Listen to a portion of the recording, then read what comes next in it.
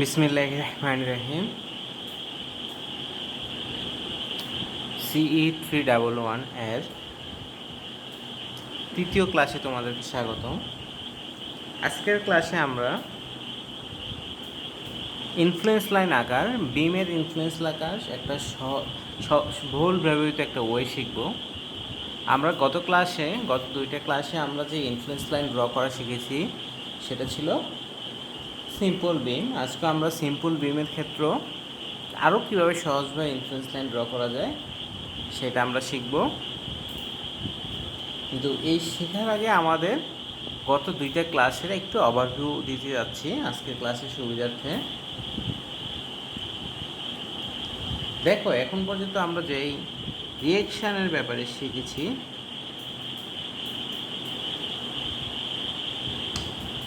এই পর্যন্ত আমরা যে প্রবলেমগুলো করেছি, একদম প্রথম প্রবলেম যেটা ছিল 10 feet span reaction at A, simply supported beam reaction at A draw করার চেষ্টা করেছি। এবং আমাদের এই ইনফ্লুয়েন্স লাইনটা এসেছে এরকম, এখানে 1 ছিল আর এর ভ্যালু। তার পরবর্তীতে আমরা 20 ফিটের বিম নিয়েছিলাম। প্রথম স্প্যান ছিল 15 ফিট, দেন 5 ফিট। এবি যে সিম্পলি সাপোর্টেড বিম, এতেও আমরা আর এর ইনফ্লুয়েন্স লাইন ড্র করেছি। এর ফলে আমরা যে ইনফ্লুয়েন্স লাইনটা পেয়েছি এটা ছিল এরকম, এই জায়গায় ভ্যালু ছিল 1, এই জায়গায় 0.33, এবং এটা ছিল আইএল অফ আর এর ভ্যালু। তার পরবর্তীতে আমরা যে ইনফ্লুয়েন্স লাইনটা ড্র করেছি এই সিমিলার বিমের আরবির ইনফ্লুয়েন্স লাইন ড্র করেছি। আরবির ইনফ্লুয়েন্স লাইন ড্র করতে গিয়ে আমরা যেটা পেয়েছি,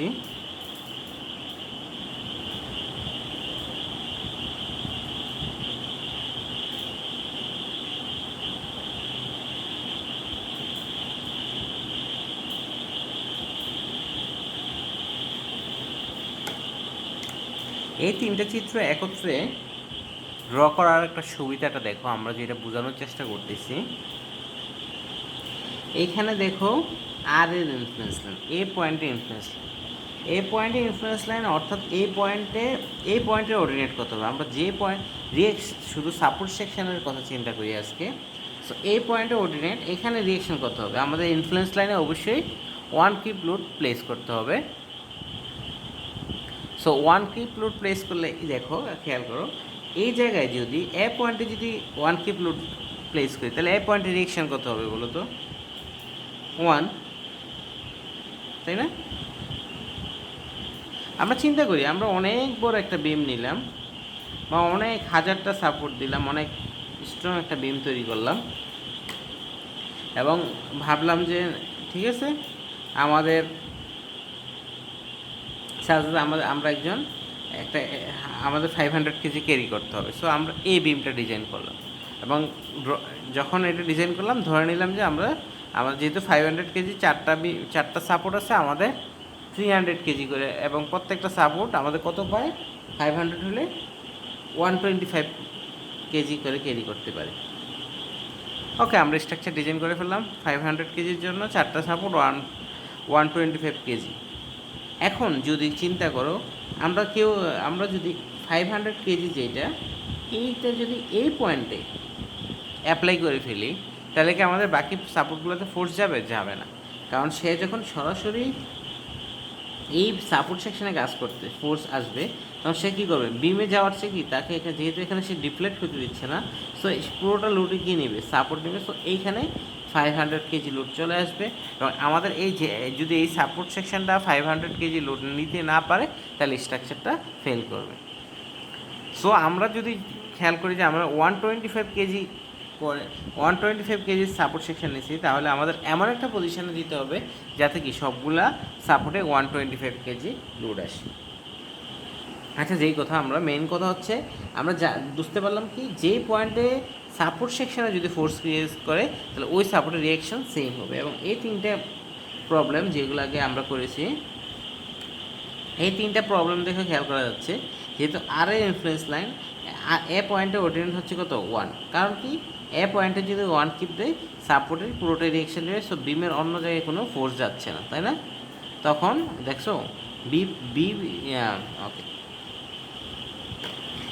তারপর যদি আমরা আসি দ্বিতীয় চিত্রতে, আমাদের এই যে বিমটা আছে এই বিমের আর এর ইনফ্লুয়েন্স লাইন, সো এই বিমের ক্ষেত্রে আর এ পয়েন্টে যদি এক কিপ লোড দিই আমরা, অর্থাৎ এ পয়েন্টের অর্ডিনেট দেখতেছি আর এর জন্য এ পয়েন্টে দেখো, তারপরে দেখা যাচ্ছে পুরোটা লোডে কি এখানেও এক কিপ চলে আসবে, তাই না? যেহেতু পুরোটাই কি সাপোর্ট নিয়ে যাবে, সাপোর্ট কন্ডিশনে যদি ফোর্স আসে পুরোটাই সাপোর্ট নিয়ে যাবে, যেটা এই চিত্র দেখা যাচ্ছে কি এ পয়েন্টে অর্ডিনেট হচ্ছে 1। সিমিলারলি মনে করো আমরা এখন আরবি ড্র করব, সো আমরা 1 কিপ লোডটা দিচ্ছি। এখন আমরা বি পয়েন্টের অর্ডিনেট পাওয়ার জন্য আমরা যদি, সো বি পয়েন্টে অর্ডিনেট কখন হবে আরবি, যখন আমি বি পয়েন্টে 1 কিপ লোড দিলাম। দেখো বি পয়েন্টে 1 কিপ লোড দিলে আমাদের রিয়েকশন কত আসবে, বি পয়েন্টে কি সরাসরি 1 কিপ রিয়েকশানে চলে আসবে, তাই না? যেহেতু কি সাপোর্ট সেকশানে যদি ফোর্স থাকে তাহলে এটা সরাসরি রিয়েকশানে চলে যায়। সো বি পয়েন্টে 1 কিপ, সো বি পয়েন্টের জন্য আর বিতে বি পয়েন্টে 1, এই যে 1টা, এই 1টাই আসলে কি এখানে চলে আসছে। সো এই ফিগারগুলো থেকে আমরা একটা জিনিস খেয়াল করতে পারি যে আমাদের সিম্পলি সাপোর্টেড বিমের ক্ষেত্রে, এবং আরেকটা জিনিস আমরা যদি একটু খেয়াল করি, আমরা আরেকটা বিম করেছিলাম সেটা হচ্ছিল ক্যান্টিলিভার বিম, তাই না? এবং এই ক্যান্টিলিভার বিম যদি চিন্তা করি এ বি, এবং এই বিমও যদি আমাদের এই জায়গায় এই পয়েন্টে এক কিপ লোড কাজ করে তাহলে সরাসরি রিয়াকশান দেবে কত 1 কিপ। আমাদের ইনফ্লুয়েন্স লাইনটাও এরকম ছিল। সো এই যে বেসিক কথা হচ্ছে এই যে পয়েন্টে, এই পয়েন্টে 1, এই পয়েন্টে 1 কেন, যেহেতু এটা সাপোর্ট সেকশন। সো সাপোর্ট সেকশানের ক্ষেত্রে আমাদের ফোর্সগুলো সবসময় 1 হবে। সো এই পর্যন্ত আমরা যা শিখলাম সেটা হচ্ছে সাপোর্ট সেকশানে সবসময় রিয়েকশান 1 হবে ওই পয়েন্টের ভ্যালুতে। এই এখানে দেখো এটা খেয়াল রাখবা যে আমাদের এই যে এটাতে সাপোর্ট সেকশন আছে ওটা বি, তাই না? দুইটা এ বি। এখন 1 কি আর এর ক্ষেত্রে আমরা আর এর ইনফ্লুয়েন্স লাইনের ক্ষেত্রে আমরা এ পয়েন্টে 1 কিপ দিয়ে এটা মিলিয়ে ফেলছি, তাই না? কিন্তু যখন আর বি ইনফ্লুয়েন্স লাইন তখন বি পয়েন্টে 1 কিপ দিয়ে এটা মিলেছে। এটা খেয়াল রাখবা, যে পয়েন্টে যার ইনফ্লুয়েন্স লাইন সেই পয়েন্টে 1 কিপ মিল দিয়ে আমরা এই ফিগারটা কনফার্ম করতে পারি। যেমন এখানে দেখো ইনফ্লুয়েন্স লাইন কার, আর এর ইনফ্লুয়েন্স লাইন যেহেতু আর এর, সো আমরা এ পয়েন্টে 1 কিপ দিয়ে এই ফিগারটাকে ভ্যালিডেট করতে পারবো। সিমিলারলি এই এই এই ক্ষেত্রে দেখো ইনফ্লুয়েন্স লাইন হচ্ছে আর এর, সো আর এ পয়েন্টে 1 কিপ দিয়ে তারপর আমরা এই ফিগারটাকে ভ্যালিডেট করতে পারবো। সিমিলারলি এটা হচ্ছে influence line of R B, so B পয়েন্টে 1 কিপ দিব, তারপরে কি বি পয়েন্টে রিয়েকশানে 1 আসবে বাই ডিফল্ট। সো এই ক্ষেত্রে আমরা এই ফিগারটাকে ভ্যালিডেট করতে পারতেছি। ওকে ওকে, রিয়েকশানের ক্ষেত্রে আমরা সহজে এই জিনিসটা বুঝতে পারলাম। এখন আমরা এই সহজ ইনফ্লুয়েন্স লাইন আঁকার সুবিধাতে শেয়ার এবং মোমেন্টের ক্ষেত্রে দেখব। এক্ষেত্রে আমরা একটা নতুন এক্সাম্পল নিয়ে আসি। আমরা পূর্ববর্তী যে এক্সাম্পলগুলো করেছি সেই এক্সাম্পলগুলোতে আমরা এখন মানগুলা অন্যভাবে লিখি, সাজ দ্যাট এই যে সিম্পলি সাপোর্টেড বিম, এটা টোটাল স্প্যান হচ্ছে এল, এর যে কোনো একটা পয়েন্ট আছে C, A B simply supported বাজের বি সি একটা পয়েন্ট, এই সি পয়েন্টটা এ পয়েন্ট থেকে এ দূরত্বে এবং বি পয়েন্ট এবং বি পয়েন্ট থেকে বি দূরত্বে অবস্থিত। আমরা এখন ভিসি এবং এমসি এর ইনফ্লুয়েন্স লাইন আঁকা ট্রাই করব, অর্থাৎ সি পয়েন্টে শেয়ার এবং মোমেন্টের ইনফ্লুয়েন্স লাইন আঁকা ট্রাই করব।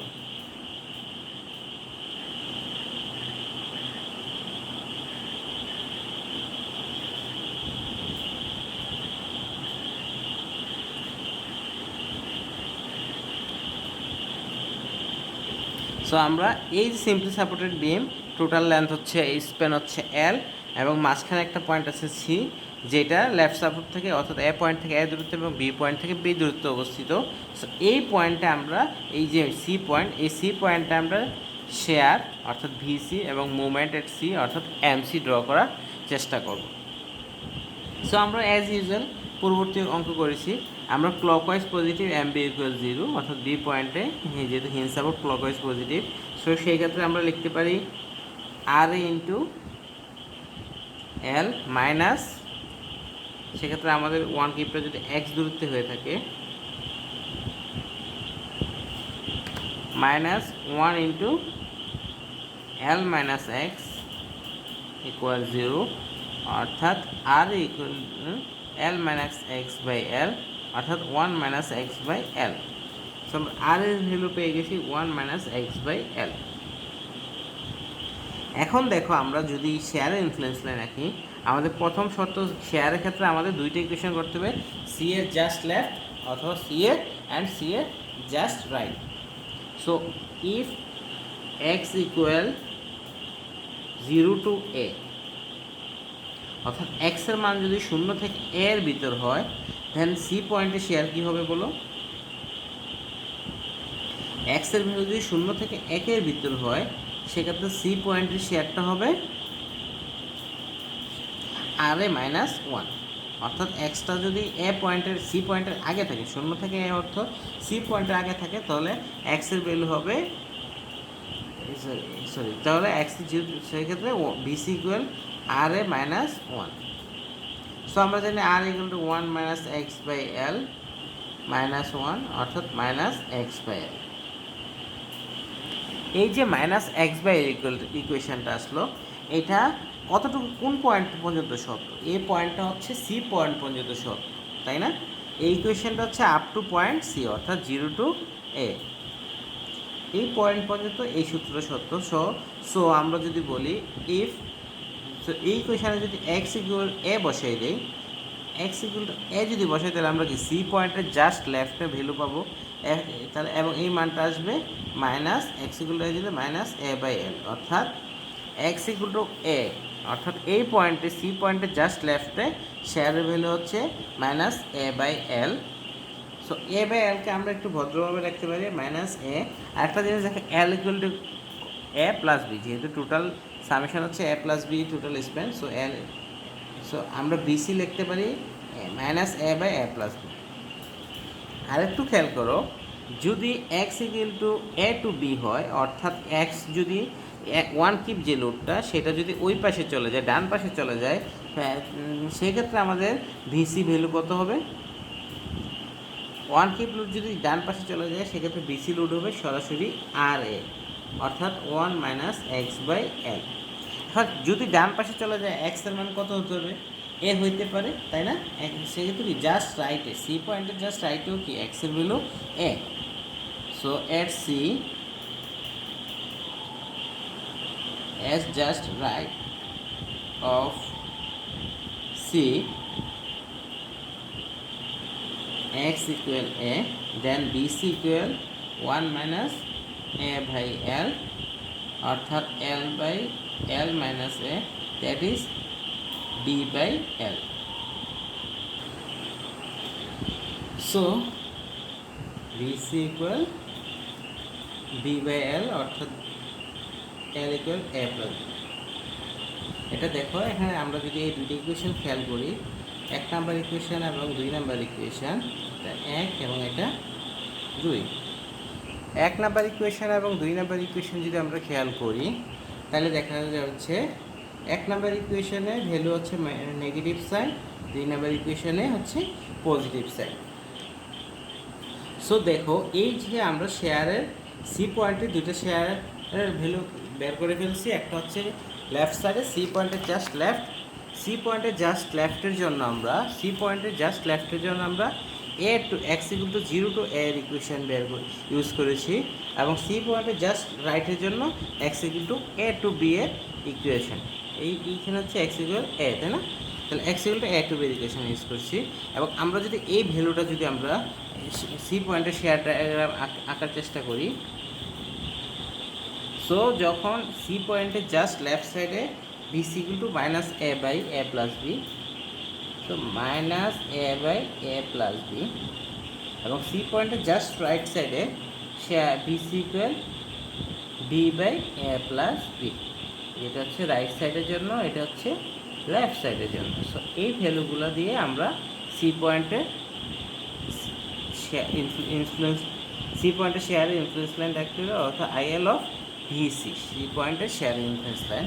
এখন আমরা যদি একটু রিক্যাপ করি, অর্থাৎ আমরা আগে যে ইনফ্লুয়েন্স লাইনটা ড্র করেছিলাম আমাদের ক্লাসে, সো ওইটা কী ছিল দেখো, ওইটা ছিল এরকম। আমরা একটা 10 ফিট স্প্যানের সিম্পলি সাপোর্টেড বিমের ইনফ্লুয়েন্স লাইন ড্র করেছিলাম, এবং এই যে ডিস্টেন্সটা, এই যে সি পয়েন্টটা আমাদের ছিল 4 ফিট দূরে, অর্থাৎ বিমটাকে আমরা ডিভাইড করেছিলাম 4 ফিট বাই 6 ফিট দূরে। এবং আমাদের যে ইনফ্লুয়েন্স লাইনটা পেয়েছিলাম সেটা ছিল 2.4 ছিল, এখানে 0 ভ্যালু, এ পয়েন্ট এবং বি পয়েন্টটা 0 ছিল, এবং এই জায়গায় ছিল 2.4। এই 2.4, সরি আমি রিয়েলি সরি, ইনফ্লুয়েন্স লাইন না, এটা হচ্ছে আমরা সি পয়েন্টের যে ইনফ্লুয়েন্স লাইন পেয়েছিলাম, সরি এটা মোমেন্টের ডায়াগ্রাম রং। সি পয়েন্টের যে ইনফ্লুয়েন্স লাইন পেয়েছিলাম সেটা ছিল এরকম -0.4 এবং 0.6। সো এই সি পয়েন্টের এই ইনফ্লুয়েন্স লাইনে, অর্থাৎ ভিসি এর যে ইনফ্লুয়েন্স লাইন, এখানে দেখো -0.46, অর্থাৎ কি এটা হচ্ছে 4 ফিট 6 ফিট, এটাকে লেখা যায় -4/4 + 6, অর্থাৎ -a by a plus B, যেহেতু 4/10 = 0.4। সিমিলারলি এই যে 0.6টা, এটাকে লেখা যায় +6/4 + 6, অর্থাৎ B by A plus B. অর্থাৎ আমরা আগে যে ভ্যালুটা বের হয়েছে, আমরা ম্যাথমেটিক্যালি যে ক্যালকুলেশন করেছি, ওইটাও আমাদের কি এই ইকুয়েশন, রাইট সাইডে B by A plus B এবং লেফট সাইডে -a/a প্লাস বি, এই ইকুয়েশনটা মেনে চলতেছে। ওকে, আমরা এখন চেষ্টা করব সি পয়েন্টের মুভমেন্ট ডায়াগ্রাম আঁকার জন্য, সিমিলার প্রবলেম। সো আমি আর বেশি সিমিলার জিনিস করে লিখতেছি। C point A to B,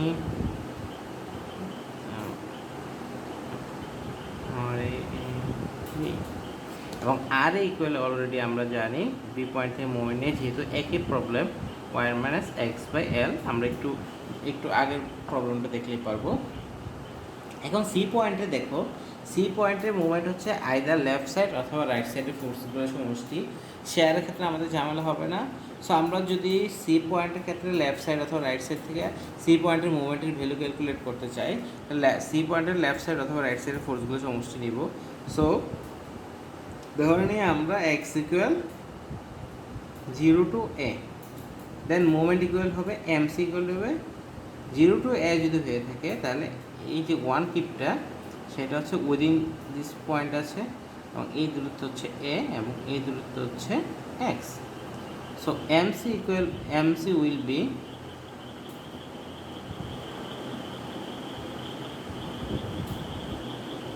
RA into a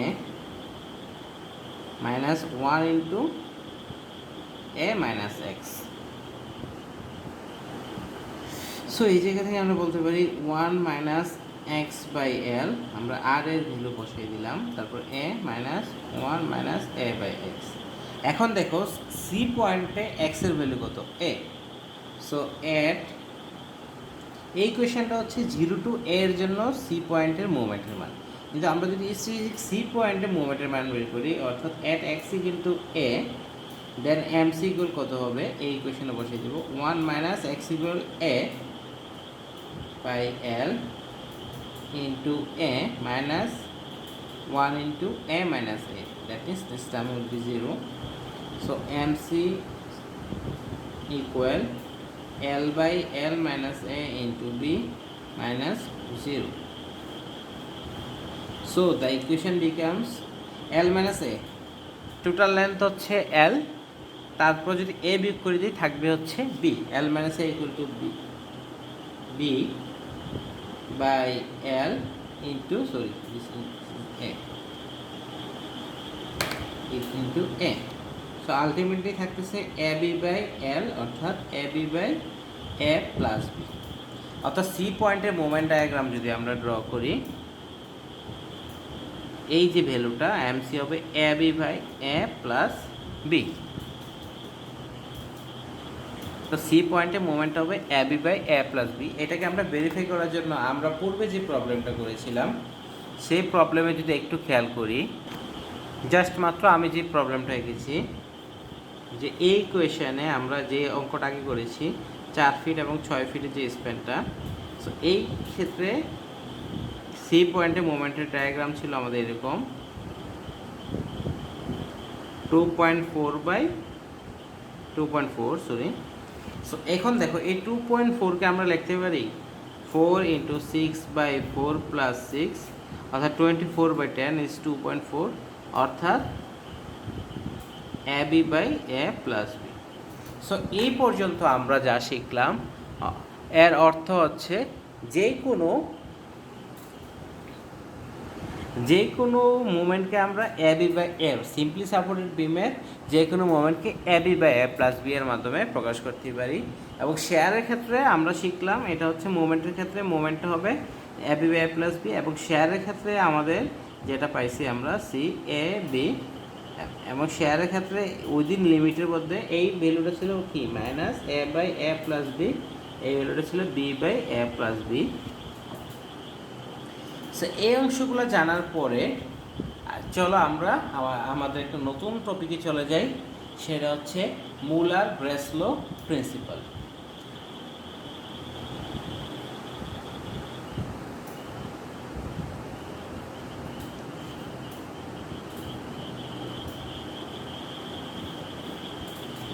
এই মুলার ব্রেসলো প্রিন্সিপালটা আজকের আমাদের ক্লাসে খুবই ইম্পর্টেন্ট টপিক।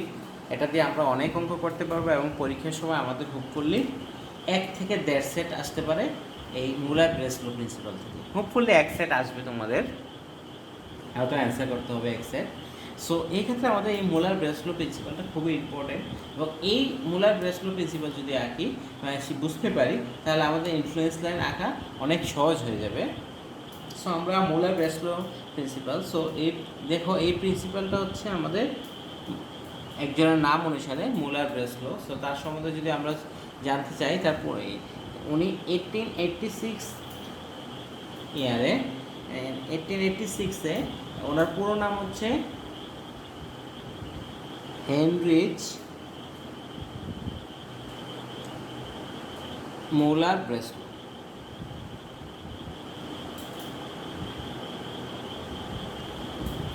উনি 1886-এ একটা কুইকলি ইনফ্লুয়েন্স লাইন ড্র করার জন্য একটা টেকনিক প্রপোজ করেছেন, এবং এই যে প্রপোজ করেছেন এটা হচ্ছে উনি যা একটা উনি অবশ্যই একটা ডেরিভেশন দিয়েছেন, উনি একটা অ্যানালাইসিস করে দেখেছেন যে সহজেই আমরা যে ইনফ্লুয়েন্স লাইনগুলো আঁকতেছি কমপ্লেক্স স্ট্রাকচারেরও অনেক সহজে ইনফ্লুয়েন্স লাইন আঁকা যায়। এই ইনফ্লুয়েন্স লাইন আঁকার জন্য উনি একটা টেকনিক করেছেন এবং একটা প্রিন্সিপাল স্টেট করেছেন। সো আমরা বোঝার সুবিধার্থে প্রিন্সিপালটা একটু কমপ্লিকেটেড বোঝার জন্য সেন্টেন্সটা, সো আগে আমরা ইজিলিভাবে দেখবো, অর্থাৎ প্রিন্সিপালটা আমরা শেষের দিকে পুরোটা বোঝার চেষ্টা করব। আপাতত আমরা প্রিন্সিপালটা একটু করব। সো মুলার প্রিন্সিপালটা আসলে বেস্ট হচ্ছে একটা ডেরিভেশন অর্থে। ডেরিভেশনটা হচ্ছে কনসিস্টেন্ট ডিফরমেশন মেথড অনুসারে একটা ডেরিভেশন, অর্থাৎ উনি যেটা খেয়াল করছেন যে আমাদের যে কোনো স্ট্রাকচারে যদি ফোর্স দেয় তাহলে কি হচ্ছে, মনে করো আমাদের এবি বিমটা এই পয়েন্টে যদি ফোর্স দেয় তাহলে কি ডিফ্লেকশন হচ্ছে। একই স্ট্রাকচারে যদি আমরা এই পয়েন্টে ফোর্স দেই কি ডিফ্লেকশন হচ্ছে, এবং এক এক পয়েন্টে ফোর্সের কারণে কি এক এক ধরনের সেম স্ট্রাকচার কিন্তু এক এক পয়েন্টে ওয়ান কিপ দেওয়ার ফলে। এখানে আরেকটা জিনিস, আমরা যে ওয়ান কিপ বলতেছি সবগুলো আসলে কি মুভিং লোড, কারণটা হচ্ছে কি আমরা ওয়ান কিপ লোডটা বিভিন্ন পয়েন্টে অ্যাপ্লাই করতেছি। সো এ পয়েন্টে যদি এক এক জায়গায় এক এক মুভিং লোড দেওয়ার ফলে ডিফ্লেকশন শেপটা এরকম হয়েছে, যে এ পয়েন্টে যদি দেই, এটাকে যদি আমরা বলি সি পয়েন্ট, এটা যদি বলি ডি পয়েন্ট, সো এটা হচ্ছে সি পয়েন্টে এক কিপের জন্য সি পয়েন্টের ডিফ্লেকশন, এটা হচ্ছে কি সি পয়েন্টে এক টিপের জন্য ডি পয়েন্টে ডিফ্লেকশন, তাই না? এটাকে আমরা যদি প্রকাশ করি ডেল সি, সি পয়েন্টের ডিফ্লেকশন ফোর্স হচ্ছে সি পয়েন্টে, লাল তারা যদি আমরা ফোর্স দিয়ে প্রকাশ করি ফোর্স হচ্ছে সি পয়েন্টে। এইটা হচ্ছে ডি পয়েন্টের ডিফ্লেকশন, ফোর্স হচ্ছে সি পয়েন্টে।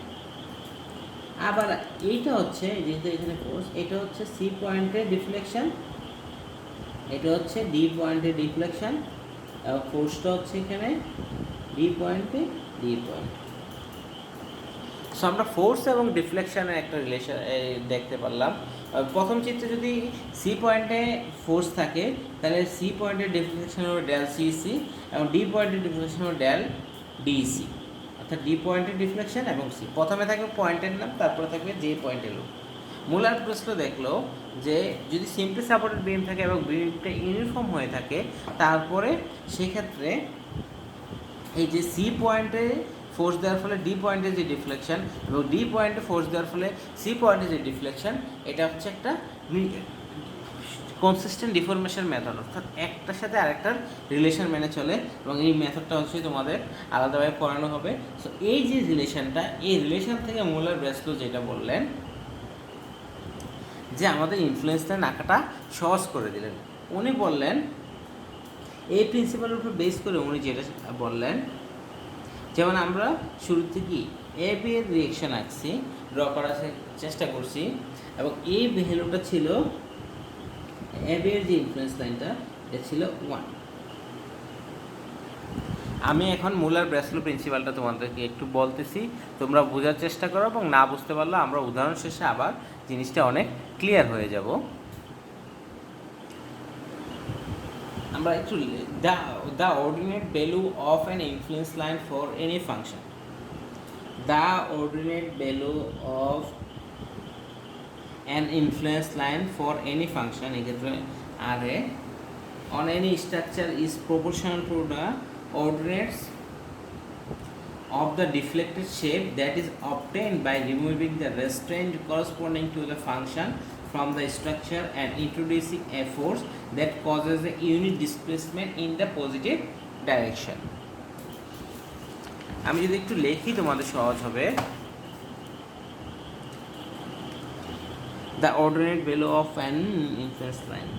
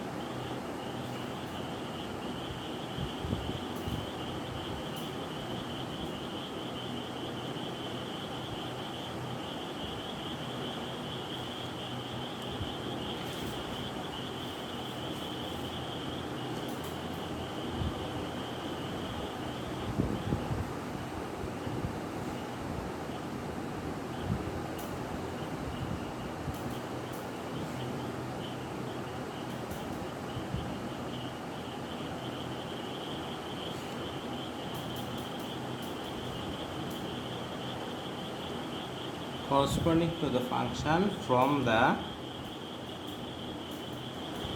structure and introducing force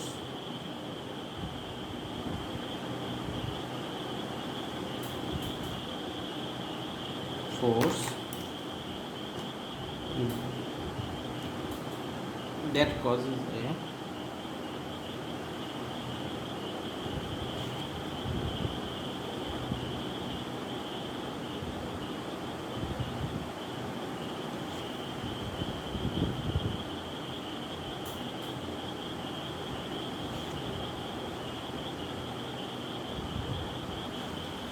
মুলার ব্রেসলো উনি এই সেন্টেন্সটা, এই যে লম্বা সেন্টেন্সটা, এই লম্বা সেন্টেন্সটা উনি প্রপোজ করে গেছেন। সো আমি আবার এই মুলার ব্রেসলো প্রিন্সিপাল যদি স্টেট করি, the ordinate value of any influence line for any function. এটা আমাদের সহজ জিনিস। অর্ডিনেট ভ্যালু অর্থাৎ আমাদের এটা হচ্ছে আমাদের রিয়েকশনের আর এর রিয়েকশনের ইনফ্লুয়েন্স লাইন। সো এই ভ্যালুগুলো এখানে যে মানগুলো থাকবে, যেমন এখানে 1, এটা হচ্ছে কি অর্ডিনেট ভ্যালু, অর্থাৎ এইখানে যে মানগুলো অর্থাৎ ইনফ্লুয়েন্স লাইনের অর্ডিনেট, অর্থাৎ ইনফ্লুয়েন্স লাইনটা ভূমি থেকে কত উপরে অবস্থিত সেটা হচ্ছে ordinate. The ordinate value, the ordinate of an influence line, okay, যেমন এই 1টা আমি যদি 1 নিয়ে চিন্তা করি, সো অর্ডিনেট ভ্যালু অর্থাৎ 1 যে ভ্যালুটা অফ এ ইনফ্লুয়েন্স লাইন, অর্থাৎ এই ইনফ্লুয়েন্স লাইনের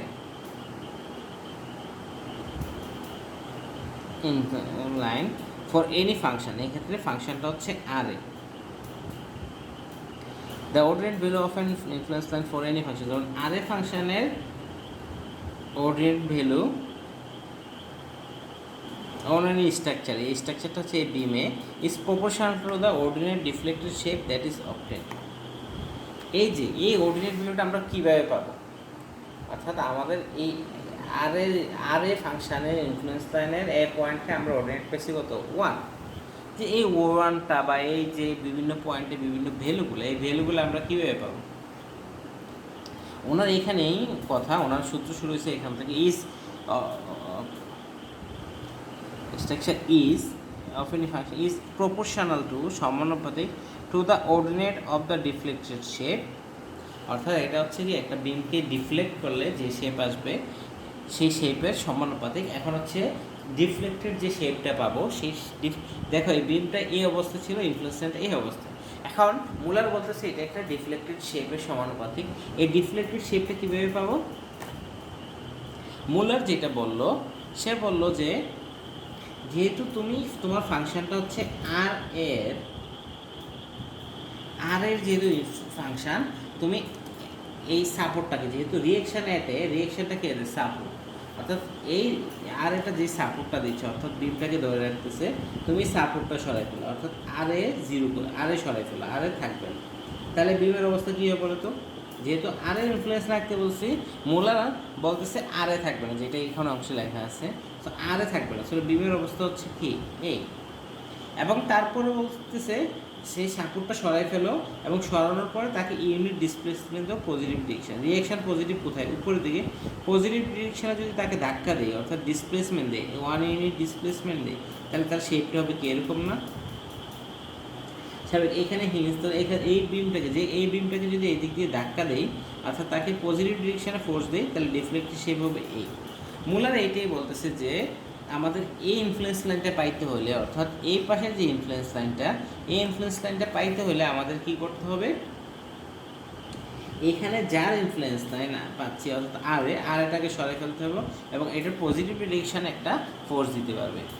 এটাই বলতেছে the deflected shape that is obtained by removing the restraint অর্থাৎ সে যাবে রেস্ট্রেন্ট হচ্ছে কি যে বাধাটা দিচ্ছে, removing the restraint corresponding to the function, যেমন এই ক্ষেত্রে এই ফাংশন হচ্ছে আর কি রেসপন্স দিচ্ছে, তাকে উপরে নিচে ওঠানামা করতে দিচ্ছে না, অর্থাৎ জায়গা ধরে রাখছে। সো আমরা আর এ সাপোর্টটা সরাই ফেলবো function from the star and introducing force, এবং একটা ফোর্স দিব that causes A unit displacement in the positive direction, অর্থাৎ একটা ফোর্স দিব, এই ফোর্সটা দিলে সেই পজিটিভ ডিরেকশনে একটা ইউনিট ডিসপ্লেসমেন্ট হবে, অর্থাৎ সে